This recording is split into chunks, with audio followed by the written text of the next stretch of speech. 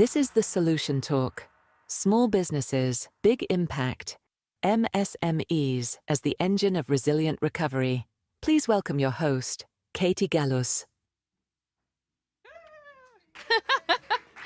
Hello, everybody. It's great to see you. Welcome to our solution talk in our session track Risk, Uncertainty, and Conflict. I hope you can hear us well. It's lovely to see you here when we talk about, of course, the power of micro, small, and medium enterprises, as they are key to crisis recovery and long term resilience, and also key when it comes to sustaining livelihoods and markets where formal systems maybe fail. And this is something we'd like to dive in and discuss about it.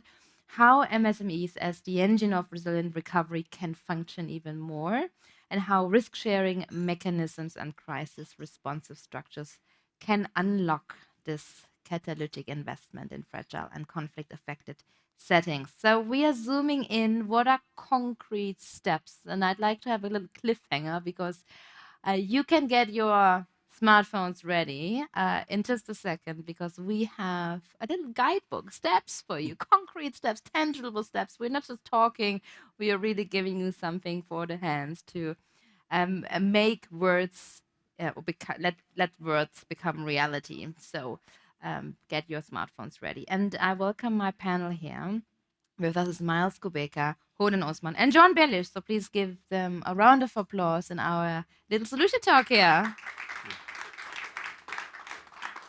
So Miles, I start with you because we are facing each other, which is not a threat, of course. No. But we have a lot to debate on. You're the CEO and founder of the Wakanda Food Accelerator. You're a passionate serial entrepreneur and a change maker on a mission, really, to drive positive change into the world. Your background is forming and a former Microsoft Systems engineer. Then you founded the Voyas brand and later Wakanda Food Accelerator, an independent business accelerator for foodpreneurs. So, true change maker, Miles. Good to have you here on board. Thank you. Also with us, Hodan Osman, President of the Somali Development and Reconstruction Bank. You are leading efforts to expand inclusive finance and to catalyze private sector growth in Somalia. And we'd like to hear, of course, about your struggles, about your learnings, what keeps you going. You playing a pivotal role in restoring Somalia's central banking functions and advancing the country's debt relief process. So please let us know about the rules to make it into reality in a second. Hodan, great to have you on board. Thank you so much. Yes, there is heat and time to applause. And last but not least, John Bellish, you're the Executive Director and Chief Operating Officer of Shuraako Capital, a $34 million private investment platform supporting more than 125 companies across the Horn of Africa. So you're doing so much more, but this is, of course, your main topic of the day. Thank you so much for being here and for bringing your perspective into the round. Beautiful. We need to talk about entrepreneurship and the power of entrepreneurs and their spirit, because entrepreneurs, they solve real problems because they live inside of these problems, right? But I'd like to hear from you, John. Why do you believe entrepreneurs are the true agents, not just of change, but also the agents of development, of coming forward, bringing drive forward? Sure. Thank you. And thanks to you all for being here. I mean, I think if we take a step back and think not just about frontier markets and fragile economies, but think about the world that we all live in here in Germany, in the United States, where I'm from, small and medium-sized companies with 5 to 100 people, they make up 95% of all businesses and create 80% of all jobs. And that's true all around the world. And if we look at the history of economic development in North America, Europe, and East Asia, these homegrown small enterprises have really led the way, both in terms of economic development and job creation, but also kind of pushing for good governance. So that's just the reality that I think we all live in, and we shouldn't expect it to be any different in Africa or in frontier markets more broadly. Miles, anything to add on from your perspective, or what keeps to your mind when we talk about this so-called development, right, and the power of entrepreneurship, of MSMEs for local perspectives, for local ecosystems, where do you see the biggest lever? I think the part that frustrates me is just naming conventions, right? Because words matter, right? So if we keep calling them small, but their impact is so huge, for me, it's like like a fundamental disconnect, right? And another just add on to that as you're speaking, John. I was just thinking, you know, why isn't there a stock exchange for this size business now? Because I've just uh, said it's not a good thing to call them small. I now don't. I'm lacking a descriptor. But for the purposes of now, I just call them small, medium-sized businesses. Why isn't there a stock exchange for them? Because firstly, that's a capital generating ability. But secondly, um, they become less hidden. If they become less hidden, everybody can understand what their impact and scale is, right?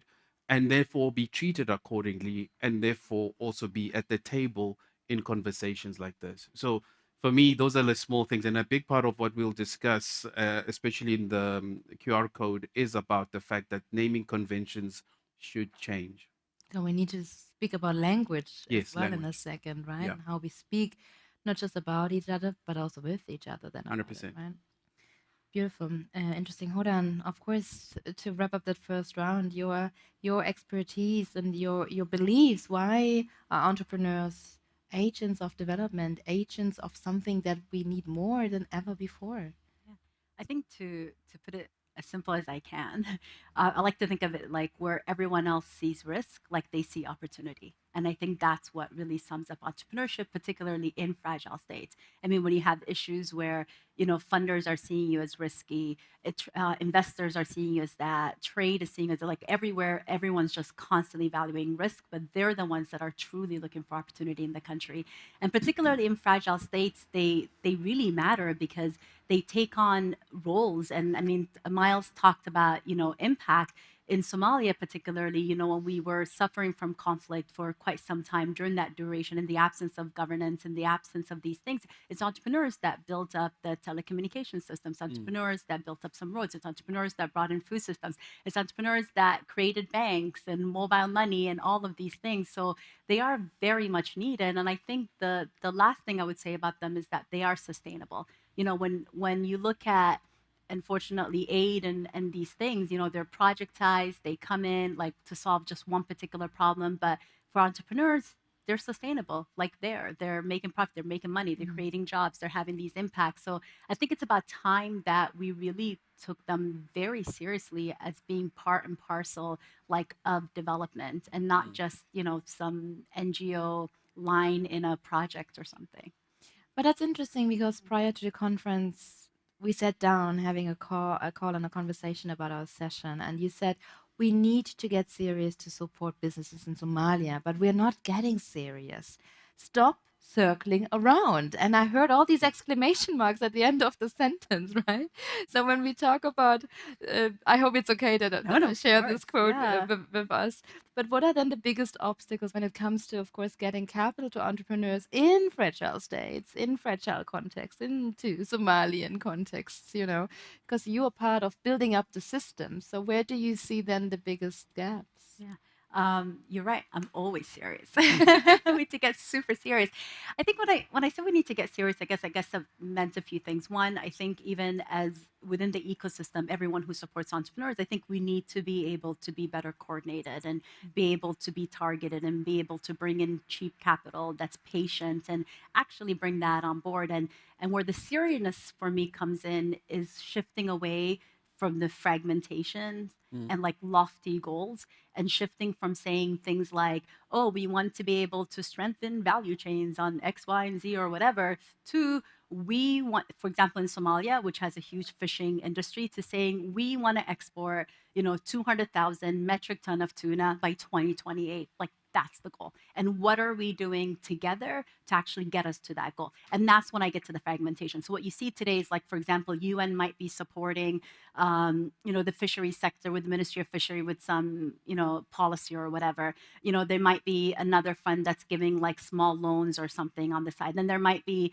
another area that's doing something or infrastructure, but none of this stuff is connected. So if we want to be connected, we want to fix the ecosystem, it means we need to stop being fragmented and come together like around a single goal, and all of us working towards that goal. And part of that goal, like I said, is making available capital that's accessible, that's patient. And that's where the DFIs can come in with concessional financing, and you bring the private sector in and you can blend that finance. So it's like all these multiple actors coming together for that entrepreneur. And that's for me what it looks like to be serious.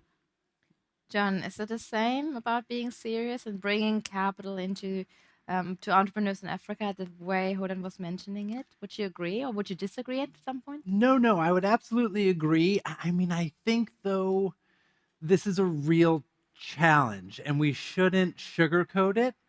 I've been at the intersection of development in the private sector since 2013 when we started making loans in Somalia. And the reality is the international development aid sector was kind of built by and for government.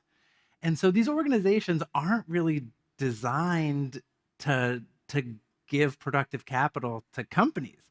I think it's only very recently that this has even kind of come onto the stage. There are ways to do it, but what I found is, like, unless the program designer is on day one saying, I want to do a non-grant instrument into the private sector, even if I've been in consortiums with other humanitarian NGOs where we've competed in one and we're designed into the program, but then you get to the end and the donor's like, oh, actually, we can't give money. We can't, as much as we want to, we can't. And that's the best case scenario, because a lot of times there's frankly an ideological barrier. It starts with a knowledge gap. We need to get smarter about what equity is good for, what venture capital is good for versus what a pension fund might invest in versus a debt instrument, and what does that do? And we also need to reframe our mindset around the private sector and get a little bit more nuanced. So many times I'll be framing my work to somebody, maybe in a bilateral aid agency or a humanitarian NGO, and they'll kind of stop me and they'll be like, wait, isn't that capitalism? Like it's a bad thing. And the reality is the history of multinationals on the African continent, I wouldn't even call it mixed. I'd say it's kind of negative, right? We can think we all have stories in our mind about the 1980s and some oil company, doing horrible things. But the reality is, the big oil company in the Niger Delta in 1985 is capitalism. The woman selling fruit on the street in Nairobi is capitalism. And then the type of water bottling company that I support in Somalia is capitalism. Some of them are extractive. That's true. We should be trying to rein them in. We should be trying to hold them accountable. But some of them, and the vast majority in terms of the number of companies and the number of jobs, are essential parts of sustainable development in frontier economies. Sure. Miles, when we had a conversation, something echoed what you said. You said, I have to leave where I am in order to fix the problem because capital is mainly in the first world. Yeah. And in that regard, what we're talking about, how difficult it is to get capital into ecosystems, into African perspectives. What would help us from your perspective, and what helped you in your daily work? What are the fights that you're fighting for? I mean, just to pick up from what John was saying, it's so true. The money, there's such a massive gap, right, to where I work in the townships of Alexandra to where capital sits. And it's a massive disconnect. They'll never understand it because it's my lived experience. And maybe to some degree, nor should they. But what I'm discovering, which as a chef also grates my cheese, is that a big part of capital sits in this tier of agencies that are supposedly, empower or support the African ecosystem. it's almost like it's built this cottage industry of where all this capital goes and sits and sort of regenerates within itself, but never actually makes it to where it's needed.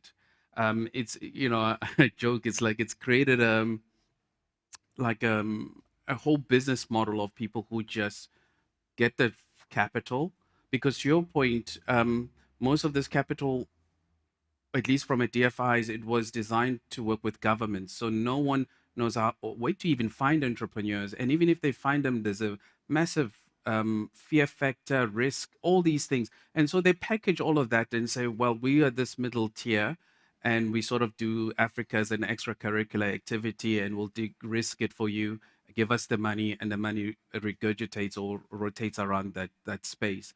And so capital never fundamentally makes it to where it's needed, or it makes it to its where it's needed in a manner that is almost symbolic, more wells, more this, more donut type thinking, not income generating and sustainable. To just give you a quick example, what we do is we build these things called twalisas. They are refillery models. It's a shipping container. You come with your scuffed-in or like a recycled container, or we put it in a brown paper bag, recyclable paper bag for you. You buy food based on the amount of money you have. So you buy rice or flour for the exact amount of money. So you're not limited by pack size.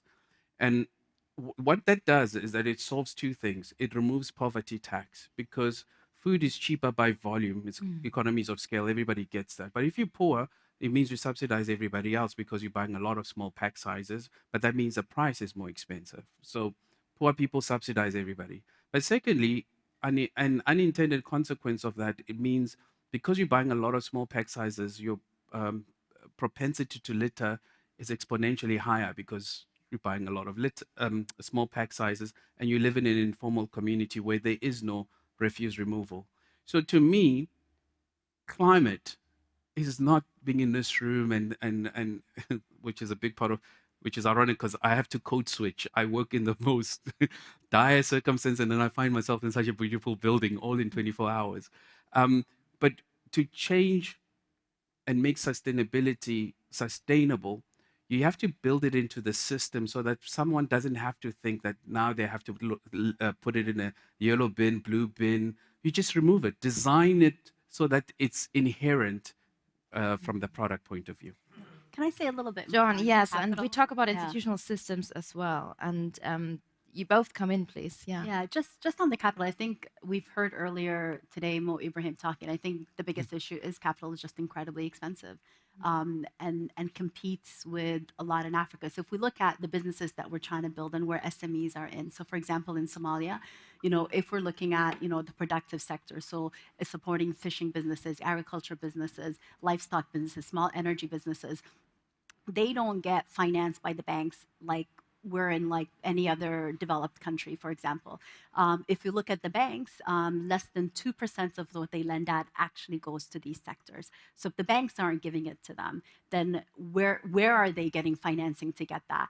And it's quite expensive to financing them because they are risky. So the banks are looking at them and they're saying, okay, this is a bit too risky. So what is it competing with? So in Somalia, I know that the bank's money is competing with short-term trade. It's competing with real estate. But if we look wider in Africa, where is that money competing with? Because it's not like there's no money in Africa. I think African pension firms, hold like $500 billion in dollars, right? So what is competing with this treasury bills? It's competing, with these types of things. So it's really hard to do that then because the investments are perceived as risky. Therefore, the capital is super expensive. So then who's given to SMEs? And the reason that we were talking about, NGOs and development actors is because unfortunately, they've become the only actors that are financing this, Yep. right?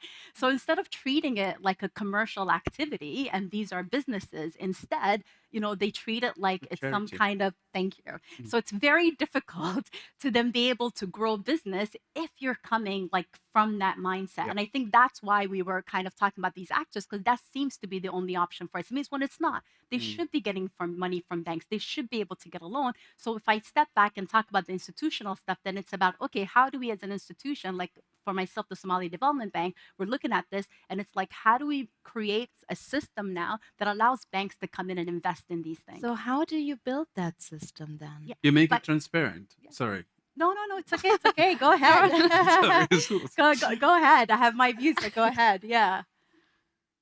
The Please. billion-dollar question: how do we build then Okay. the system, John? For us at my bank, I mean, like we're looking at doing it ourselves, and this is a lot of what actually John is doing. So he Yeah. better talk about it first, and then I'll go next. But it's us going in directly. Go ahead, John. So I think the first step is to see that the other side of this market inefficiency that does create real problems and real barriers and makes the three of us bang our head against the wall on a weekly basis is also the source of a massive opportunity. Yeah. Like last year, we financed the third largest hospital in Somalia. And this hospital was paying $60,000 every month for electricity. We installed 0.5 megawatt of solar, equipment for 3 operating theaters, and an oxygen plant. The hospital saved more money on electricity than the entire cost of their loan, performed the first minimally invasive heart surgery in all of East Africa, and unlocked over $1 million in charity money from the Gulf, the GCC countries, because that's a major source of philanthropy from the Arabian Peninsula. But these hospitals have to credibly prove that they can intervene to save lives. So this for-profit investment that was for-profit, I mean, it was a 13% loan, unlocked all these development impacts that I think anybody in this room would be proud to achieve. So we need to look at market inefficiency, see it as an opportunity, and then bring development partners and these development finance institutions in to bridge, because the BlackRocks of the world are a long way away from investing in Somalia and in the townships, but there are institutions that have a mandate that is either on this problem or just adjacent to it, and that to me is how you bridge that gap.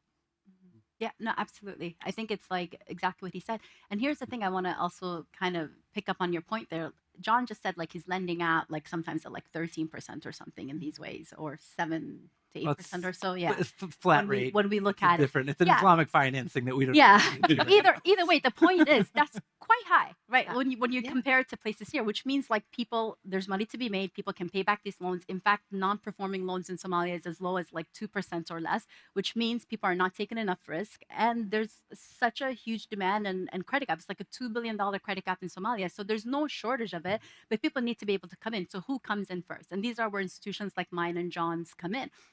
So we're a Somali Development Bank. We're mandated to invest in these sectors, and we are there to take a risk and do that. If we're able to take that risk, if we're able to show a track record, then we're able to like bring in more financing into these. But the institution that's supposed to take that first risk and come in are usually your development financial institutions. However, in fragile states, they're not fulfilling that market. If you look at like IFC have yet to get an investment in Somalia. They've been trying for 10 years.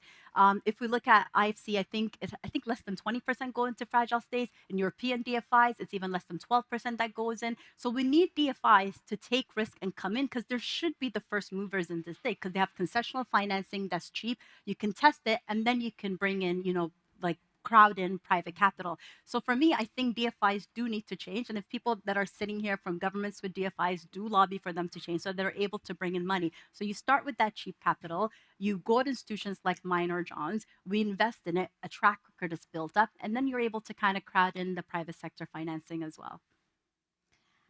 Let's go into 10 steps, because this is something that you worked on together, right, as well? Yep. And I think this is the perfect moment to be very tangible in creating the value for our crowd here. Lovely to see you, everyone. Hello, hello.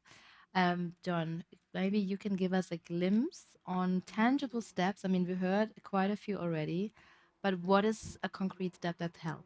Sure. So we will leave you guys with the QR code that you can scan and get a PDF of these steps that our UNDP colleagues helped us create. But these are 10 steps that the three of us put together of like, okay, I mean, Hodan and I, how many panels have we been on together? Quite a few. So we go, we talk, and Miles said that all I care about is that we come back here next year and some of this stuff has been Same done. conversation, same panel debate, nothing has changed. Oh, So here are 10 practical steps. please scan. Let's give another 10 seconds or Yeah. so everybody has it on the smartphone. There's no excuse, no Yes, email that's right. checking, just No scanning. excuse. Is it working? It's not working. Is it? No internet. They have the HSC guest Wi-Fi. It's working. Okay. Okay. So the first one is just to understand the bureaucratic pathways within your organization to provide non-grant instruments to the private sector. It's possible, but it tends to be somewhat opaque, and you tend to be locked in to one path or another, sort of at step one. Number two is to read up on the importance of the private sector in sustainable development in North America, Europe, and Asia. So we've got some links in the QR code. I think one of them is a publicly available resource. Most of them are books. And I took the liberty to bring some copies of Left Behind by a former Shuraako Capital board member, Paul Collier from Oxford University. And they're sitting by the door. And I invite you to please take one with you. The third one, and this one, if I was going to just say one, this would be my one. Meet and speak with some successful entrepreneurs in the countries where you have programming. This will broaden your perspectives, it'll broaden your network, and I'm sure it will give you new ideas about problems and how to solve them, because these entrepreneurs are in the weeds and they have figured out some problem that might not be visible to you from your vantage point. We need to increase African representation across the board, but especially at the highest levels.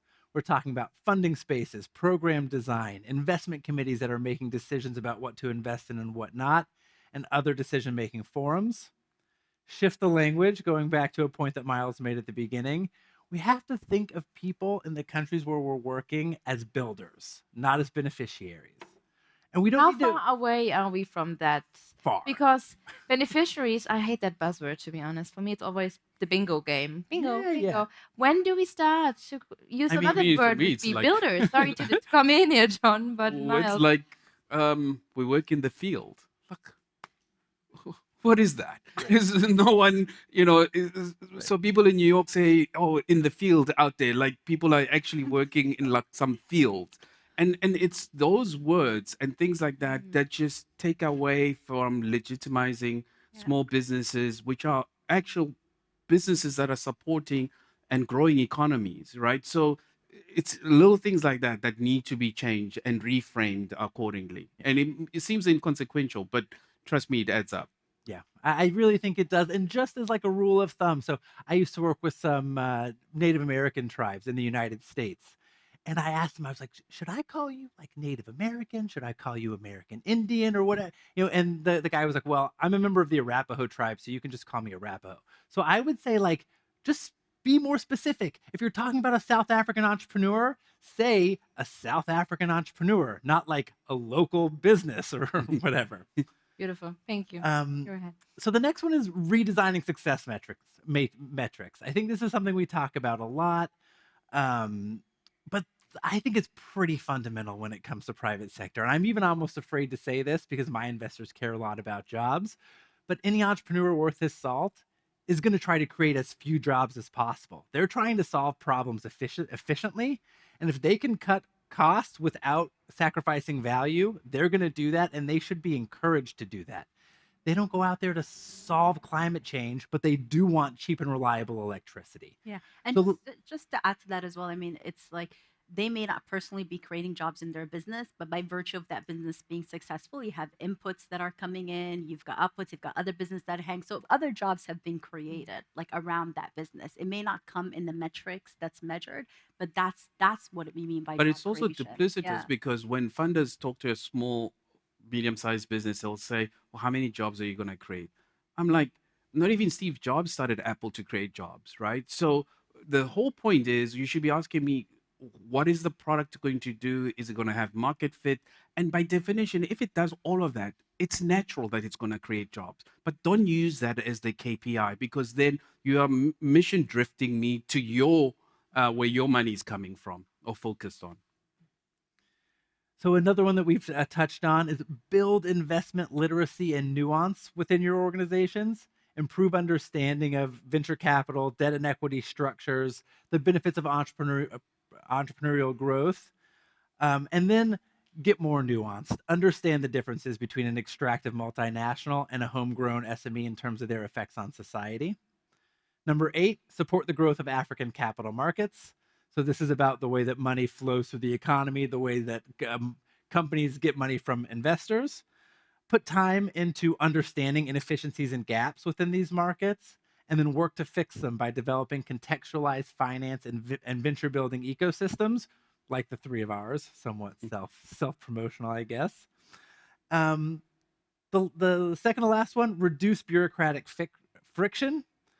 So we live in these systems that sometimes create dependency because too many actors benefit from managing problems and not so no one is incentivized to fix the problem.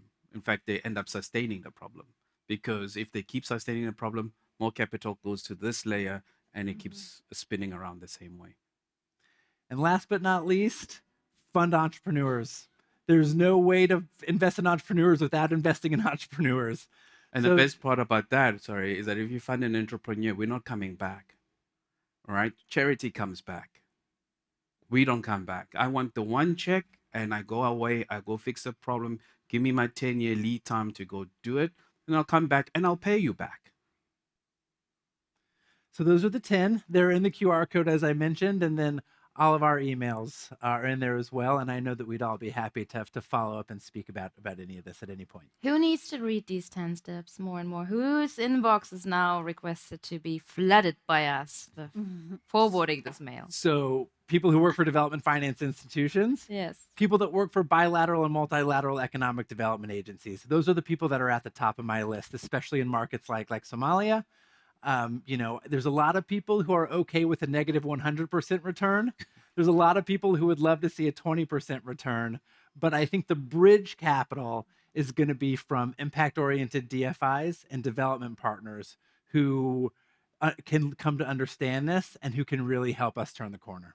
I think it's interesting, before I open up the floor to our audience, to ask also, what can we learn from each other? So looking at you, Somalian perspective and South African perspective, what can then, of course, these different ecosystems learn from each other when we talk about the power of SMEs for business? Have you spoken about it when you fit together the 10 steps?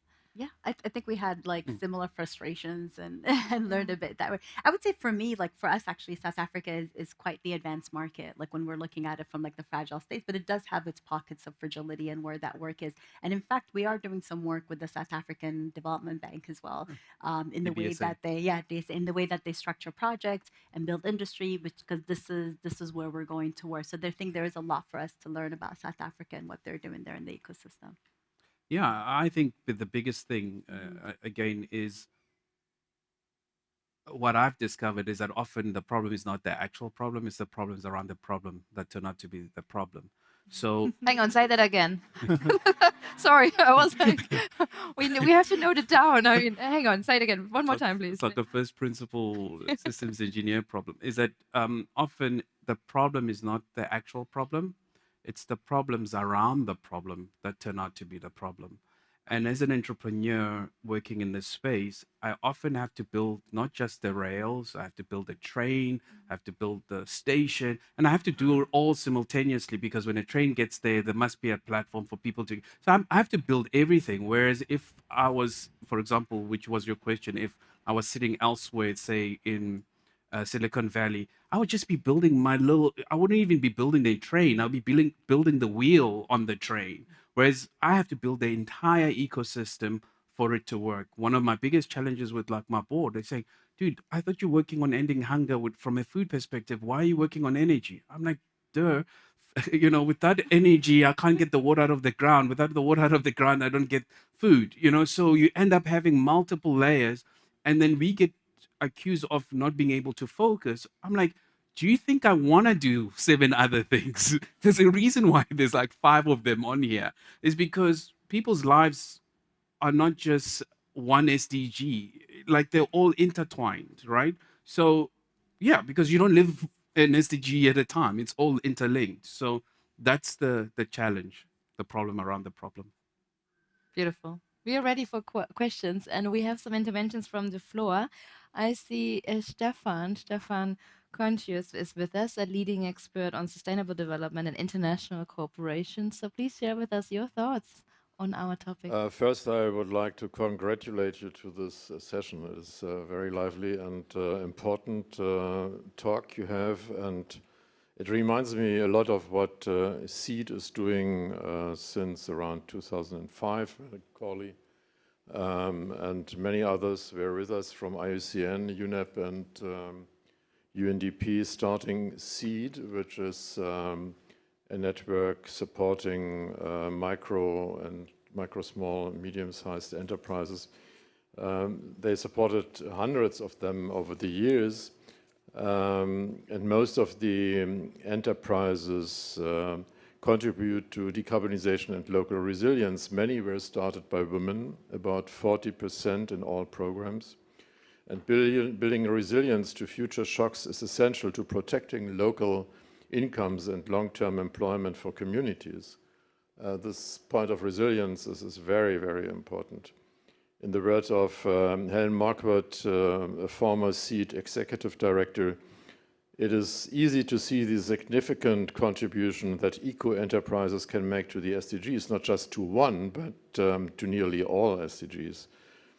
Small and medium-sized enterprises, which are innovative, are active in all these sectors and are championing social, including women's and youth empowerment and justice, creating jobs and often reaching out to the informal economy and developing innovative ways of using and managing natural resources in a sustainable way. I'm quoting her because I think this is a rather short and correct description of all this. Donors seldom honor the richness of very small startups which are not in a position to absorb large funds, as you just explained, but need careful assistance, tailor-made assistance during their development process, including business plans and implementation all along from the conception phase to a long-term profitable business case. As you just said, the platform, the train, and all this in the same time. So I very much applaud what you have here, what you have presented to you. SEED is proposing to form an alliance for innovative green MSMEs, which should form a robust global network of SME support organizations. There are many. You are a perfect example. You have it explained, and I think it's brilliant. There are others. ILO is doing work with MSEs, FAO is doing it, UNIDO, ILO. They are all interested in a kind of know-how exchange. So not copying what you have just explained, but that more information would reach the other institutions doing similar work in other regions of the world. So SEED has done this since, as I mentioned, since 2005. We started with support from the Netherlands, from Germany, from Flanders in Belgium, and from the European Union, from UN Women, etc., etc. And I'm happy to discuss with you the proposal of such an alliance of know-how exchange, which is not a big deal, but it should simply be done. We presented this proposal at one of the other HSCs already, and I believe that I could maybe speak with one or two of you afterwards. Thank you. Thank you. Thank you.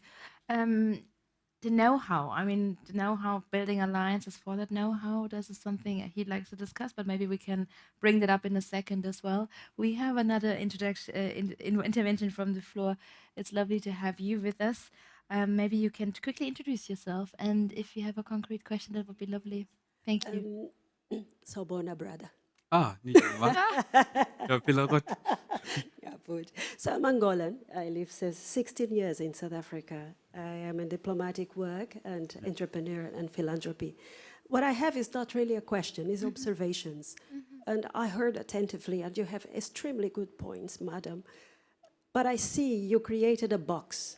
And for us to be able to be beneficiaries, we don't like that word, we need to fit into your box. Now, that is a problem that we all have, especially in Africa, informal market, townships that I know very well in South Africa. It happens. Stock exchange, informally, it is happening. There is, you said, 2 billion to be made into those markets.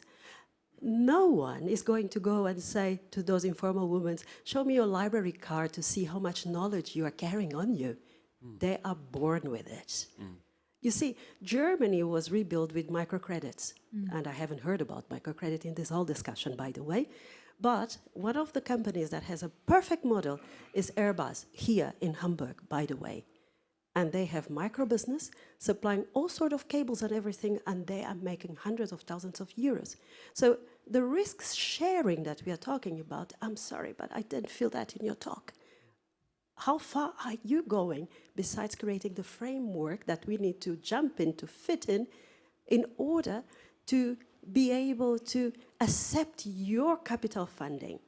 And that is why cartels are getting more and more in South Africa, in Angola, in Zambia, because the formal market creates barriers and the informal market make it available. Thank you. Thank you. John, would you like to comment on that? I can come in. Yeah, I'll I can jump come in first on that one. It's okay. So just a couple of things. I think there's like different types of businesses. So on the micro side, for sure. I mean, that shouldn't be, you shouldn't have too much bureaucracy, you shouldn't have too much things. And we are doing microfinancing. And in fact, a lot of the microfinancing are targeted towards these smaller businesses. We're talking about transactions even as small as like $200-300 or less that we are giving out to these micro areas in this way.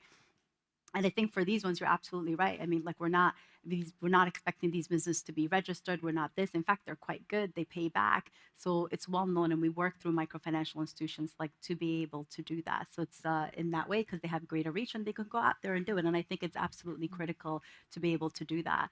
I think that's one layer, right? But then you don't also want to forget about the second layer. You want to have the bigger, more formal businesses that we're going to take greater risk on, because these bigger businesses are the ones that are going to allow for all these auxiliary little businesses to be inputs into them. So these bigger businesses are the ones that you want to have proper frameworks around, proper risk management, that you're going to be able to get in like, cheaper capital or blended capital into them. So when we talk about boxes, it's not one box. There's like 10 different boxes depending on it. Then there's project finance that you're going to get into with PPPs, and you're going to bring imports, and you're going to do this. So there is like different levels and different boxes for everyone to be able to fit in. And you're absolutely right. I think we definitely need more diverse financial instruments that can fit in so that everyone is able to get a piece of the pie. And if I may, just on the micro side as well, as you know, in the townships, you hear the term loan sharking, right? And it's got such a negative tone to it. And what I've learned is when you work in townships or in communities, you must have the humility to listen with your eyes, because otherwise you come with your own prejudices. And so a big part of that is to just shut up and watch, because if you ask people, they'll tell you what they think you want to hear, and then you'll say solve for the say-do gap, what they actually say versus what they actually do, right? So if you have the humility to shut up, you learn a lot. For example, a lot of this loan sharking, the archetype or the stereotype, shall I say, is, oh, someone comes with a baseball bat to take your money when you don't pay, or they take your identification. Not true. Most of these loan sharks are actually women, and they disperse a ton of money to communities. The only reason why it's technically loan sharking is because they charge an exorbitant amount.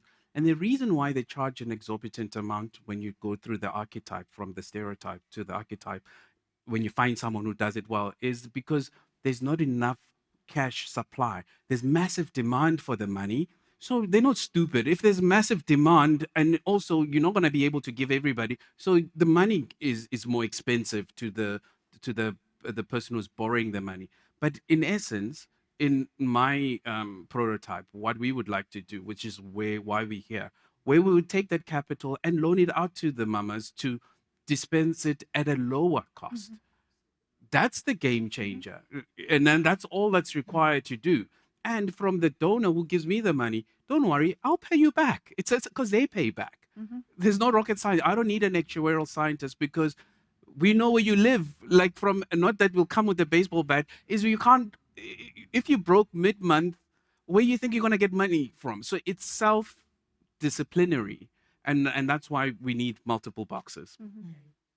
Multiple boxes plus the alliance of know-how. These two questions for you, John. Yes. So to make it easy. No, it's great. So the thing that I would say is, first of all, we also provide wholesale lending to microfinance institutions and women's lending circles in Somalia.